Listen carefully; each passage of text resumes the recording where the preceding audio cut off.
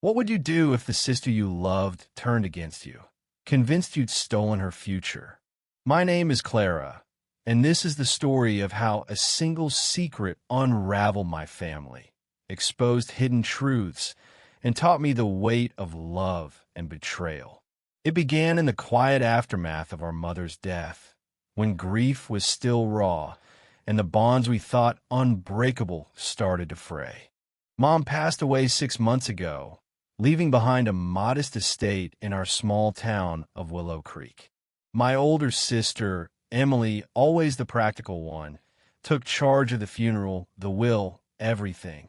She was the golden child, organized, ambitious, the one Mom leaned on. I was the dreamer, the artist who spent hours sketching in the attic, content with my quiet life. Mom loved us both, but Emily and I were oil and water. Our differences only softened by her presence. Without her, the cracks widened. The will was read in our childhood home, the air thick with the scent of lilacs from Mom's garden. The lawyer, Mr. Hargrove, adjusted his glasses and announced that Mom's savings, the house, and her jewelry were to be split equally between us.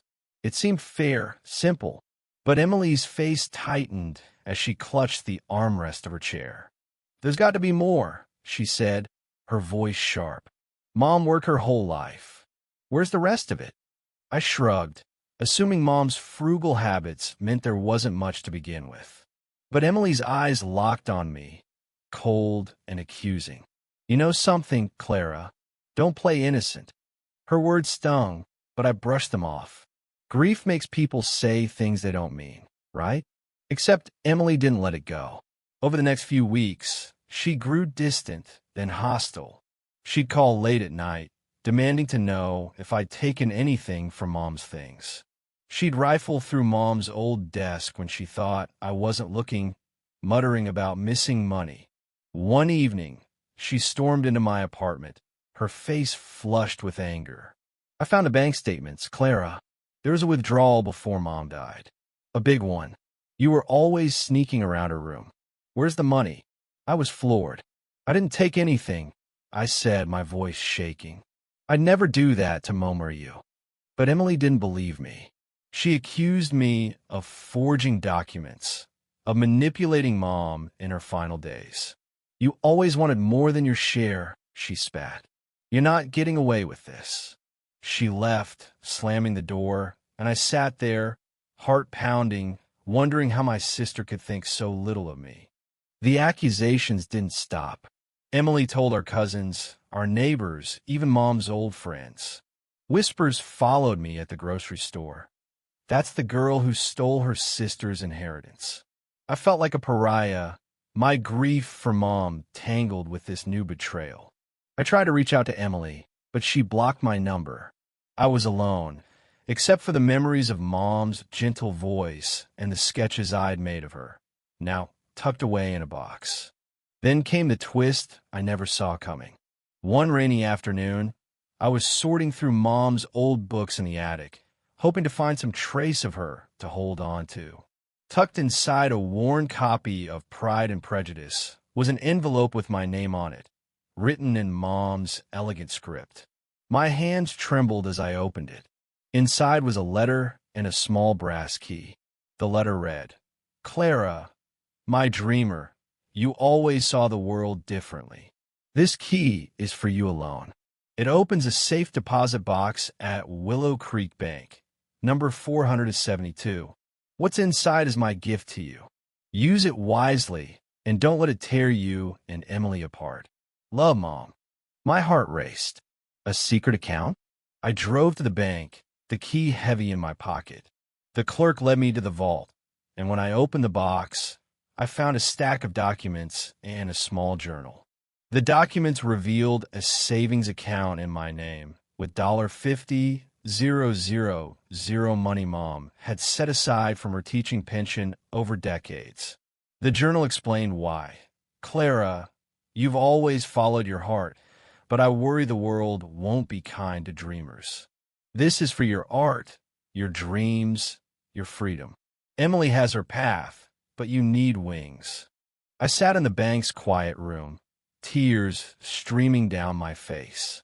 Mom had seen me, truly seen me, in a way I hadn't realized. But why keep it secret? Why not tell Emily? The journal hinted at the answer. Mom feared Emily's practicality would overshadow my dreams, that she'd insist on splitting everything evenly, even this gift meant for me. Mom wanted me to have something just for myself. I could have kept it quiet, taken the money, and started over. But Emily's accusations echoed in my mind. I didn't want to prove her right by hiding this. So I called Mr. Hargrove, the lawyer, and asked him to arrange a meeting with Emily. I needed to clear the air, even if it meant losing her forever. The meeting was tense, held in Mr. Hargrove's office. Emily sat across from me, arms crossed, her eyes like daggers. I slid the journal and documents toward her. "Read this," I said. She hesitated, then opened the journal. As she read Mom's words, her face softened, then crumpled. "I didn't know," she whispered, her voice breaking. "She never told me." I explained the secret account, the key, the letter. "I didn't steal anything. This was Mom's choice." For a moment, silence hung between us. Then Emily spoke, her voice barely audible. "I thought you'd taken everything. I was so angry, Clara. I felt like I lost Mom twice."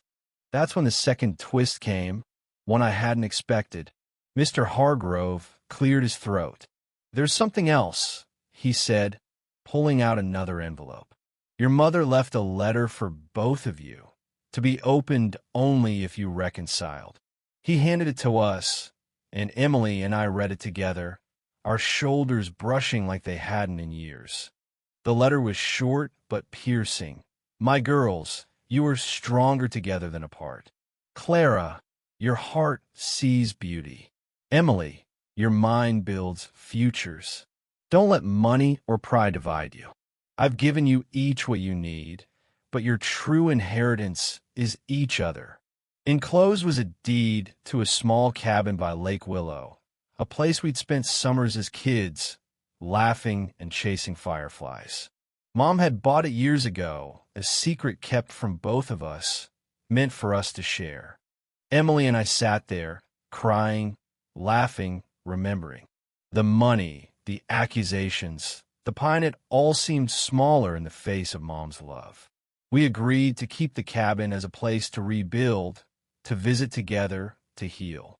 The $50,000 stayed mine, but I used part of it to fund an art program at the local school, named after Mom.